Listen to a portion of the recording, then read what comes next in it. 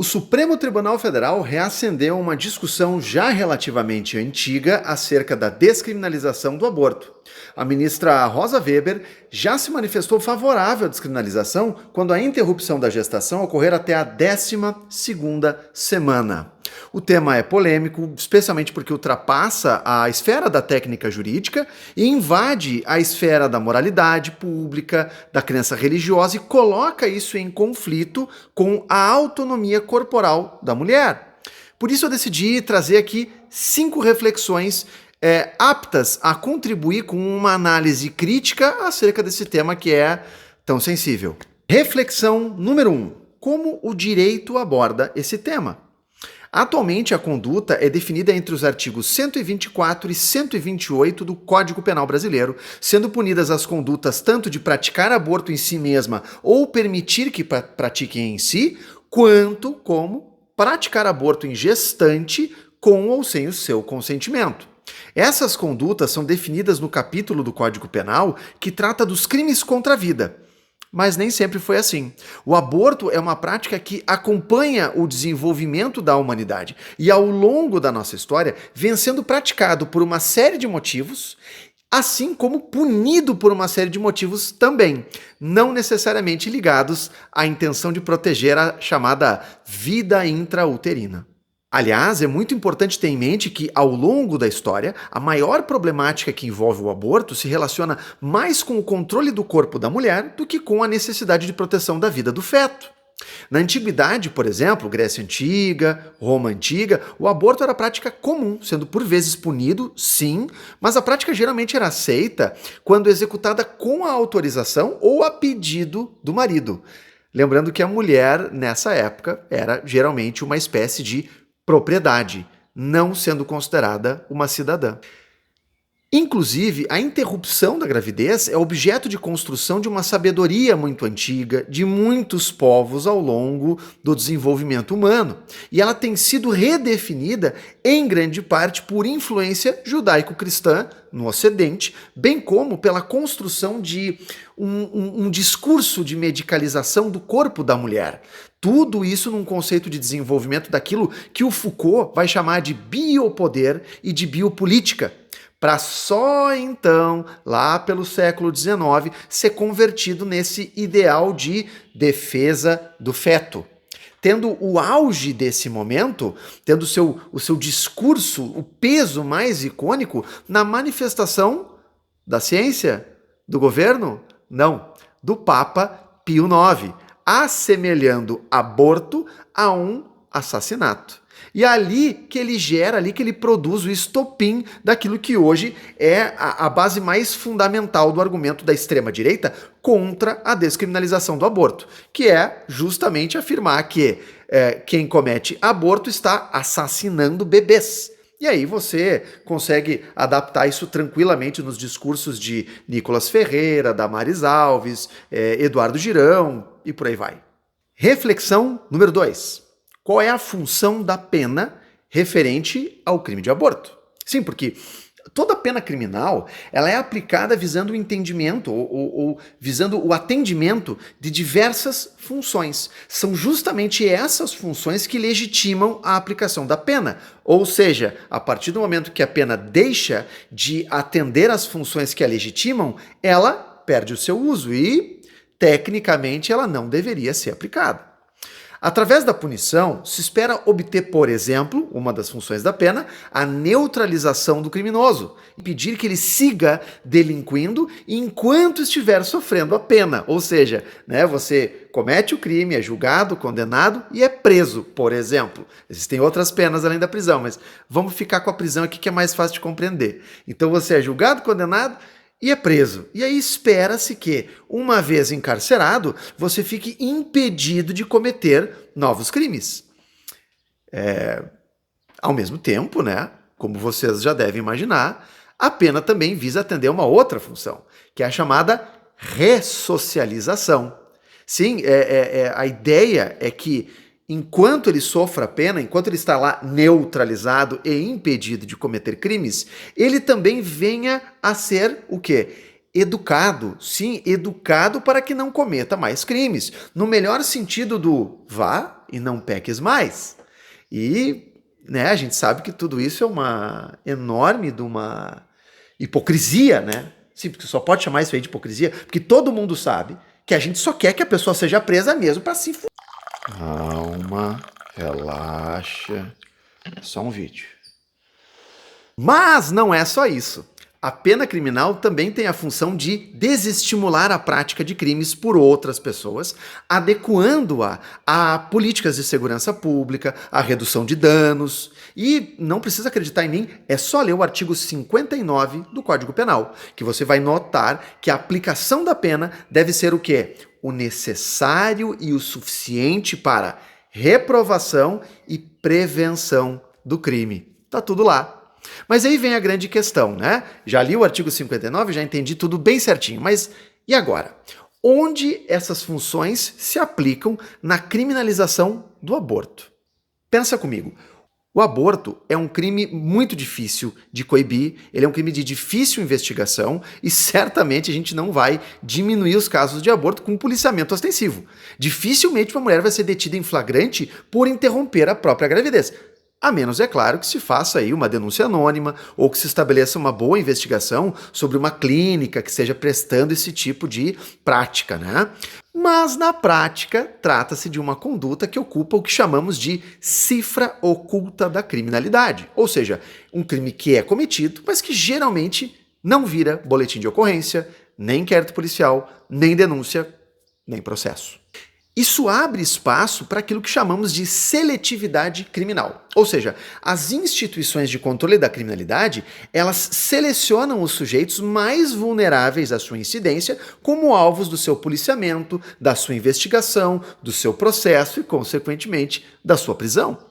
E no caso do crime de aborto, me parece bastante óbvio que o perfil das mulheres denunciadas e condenadas por esse tipo de prática não é nem de longe definido por classe alta, boa condição econômica, acesso aos melhores médicos e por aí vai. Pelo contrário, são as mulheres pobres que acabam na emergência de um hospital após um aborto mal sucedido, que às vezes tem até uma salinha ali da polícia militar, ali do lado no hospital, expondo o seu corpo ao controle público, longe da proteção privada que só o dinheiro garante. Isso nos permite compreender que a pena não exerce, então, a função que a legitima a criminalização do aborto. Especialmente porque falha miseravelmente ao proteger o bem jurídico tutelado, que, como eu disse antes, deveria ser a vida humana. De acordo com a OMS, 800 mil mulheres praticam abortos todos os anos no Brasil. Depois dessas 800 mil, 200 mil acabam recorrendo ao SUS para tratar de complicações decorrentes de procedimentos mal sucedidos, tornando o aborto o quinto maior causador de mortes maternas no Brasil.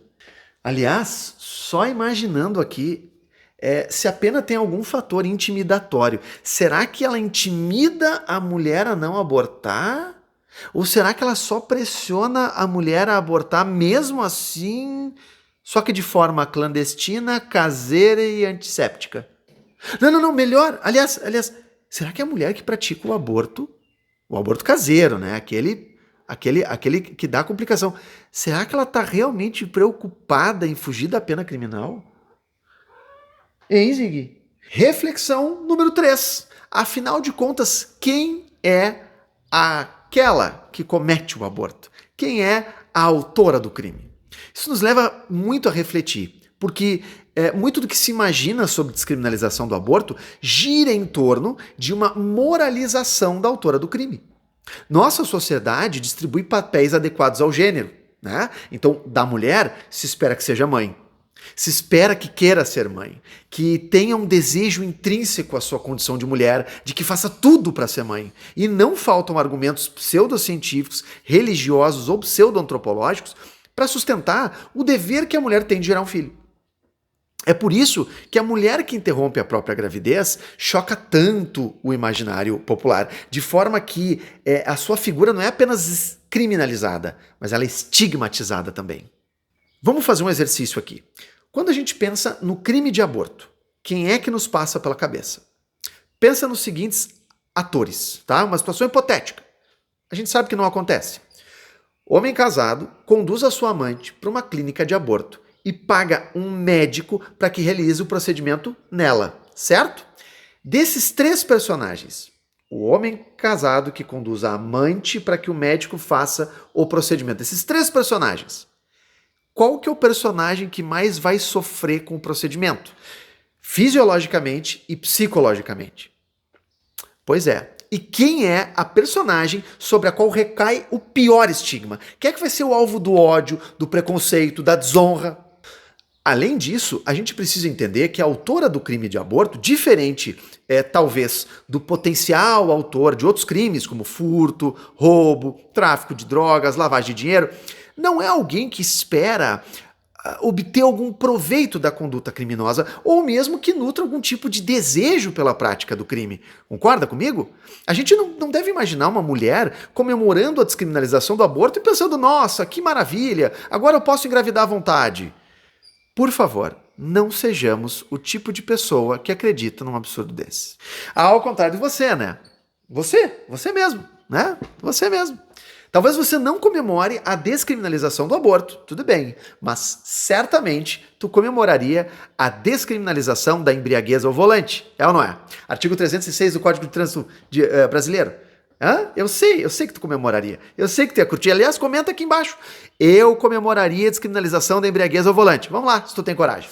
Mas zoeiras à parte, pra gente fechar essa ideia, pensa aqui comigo, quem efetivamente é a autora do crime de aborto? De acordo com matéria disponível no site da Câmara dos Deputados, estima-se que 1 a cada 5 mulheres com mais de 40 anos já fizeram pelo menos um aborto no Brasil. Gente, isso é o equivalente a 7,4 milhões de brasileiras. Sabe quem são essas mulheres?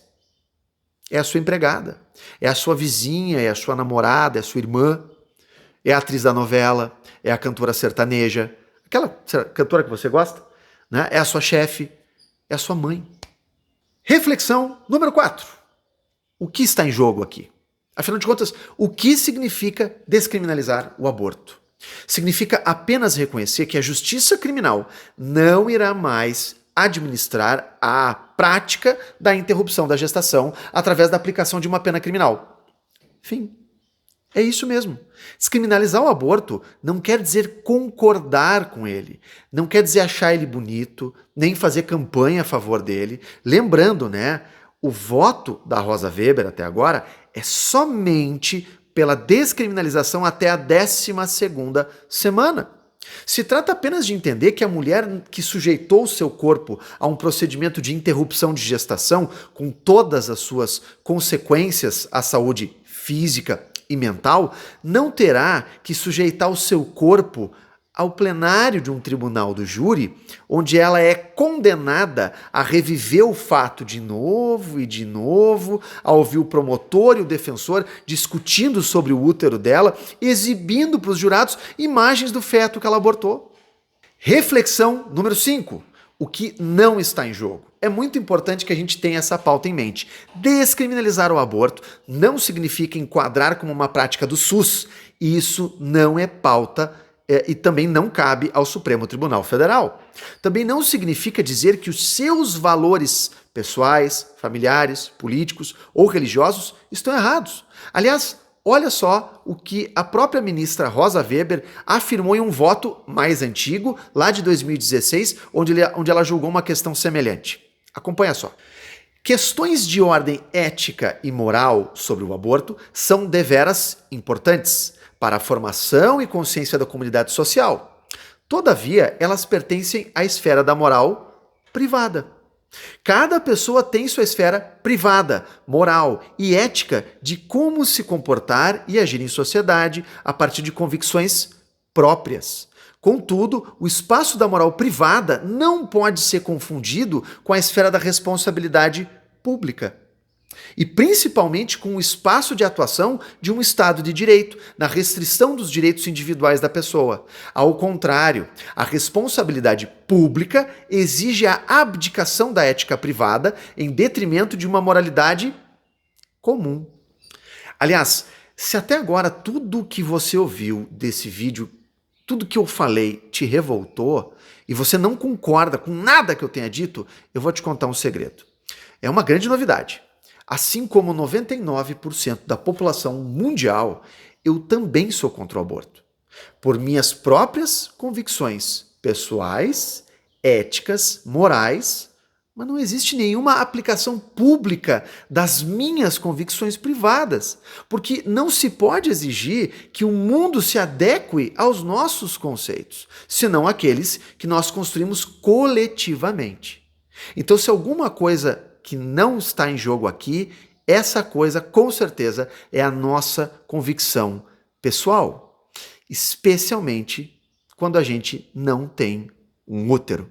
Então é isso, pessoal. Se você gostou desse vídeo, não se esquece de se inscrever, deixar o teu like, além de compartilhar com quem você conhece. Concorda ou discorda desse conteúdo? Comenta aqui embaixo e vamos dialogar a respeito, sem problema nenhum. Muito obrigado por ter me acompanhado até aqui, um forte abraço e até o próximo vídeo.